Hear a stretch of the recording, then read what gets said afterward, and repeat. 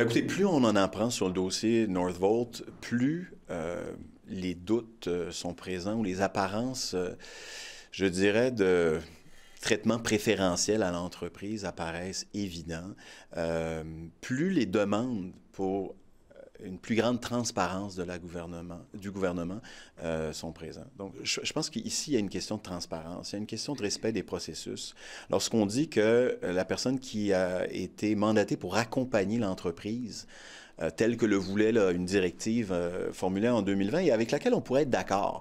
Le gouvernement peut être aidant, peut soutenir les gens qui ont des projets, essayer de les soutenir dans la recherche de solutions pour que les projets soient conformes aux règles environnementales. Là-dessus, on peut être d'accord.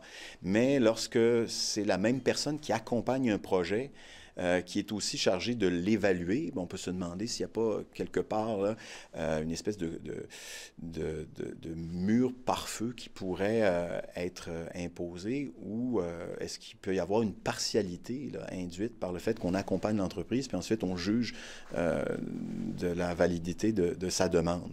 Et puis, il faut aussi dire que ce qu'on apprend dans les révélations aujourd'hui de Radio-Canada d'une part et de la presse d'autre part, c'est que l'accompagnement a été fait à Northvolt. Le processus a été extrêmement rapide, on parle de 4 mois, mais qu'à peu près en même temps où on commençait à accompagner Northvolt, on rejetait une demande d'un projet d'habitation qui, lui, a traîné dans les cartons du gouvernement pendant, je crois que c'est 3 ans.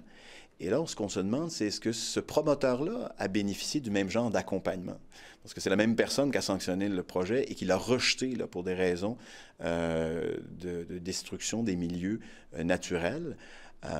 Et ça s'est fait, les projets se sont presque chevauchés. Alors là encore, là, on en apprend de l'information qui nous permet de douter, je dirais, de la rigueur du gouvernement dans l'analyse d'un dossier par rapport à un autre. Et puis ce que je disais, l'autre révélation de ce matin, c'est le changement de réglementation.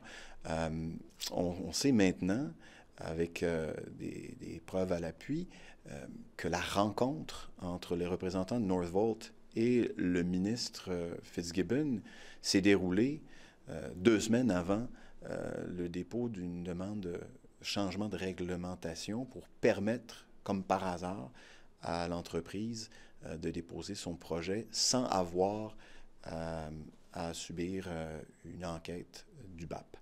Alors, là encore, on soupçonne que l'entreprise a eu un passe-droit et sans blâmer ou sans être contre d'aucune façon un projet industriel de cette envergure-là, on réitère que le gouvernement, en nous faisant des cachotteries, nuit au projet, nuit à Northvolt et altère là, la confiance qu'on peut avoir dans un projet comme celui-là parce que le manque de transparence, encore une fois, est total.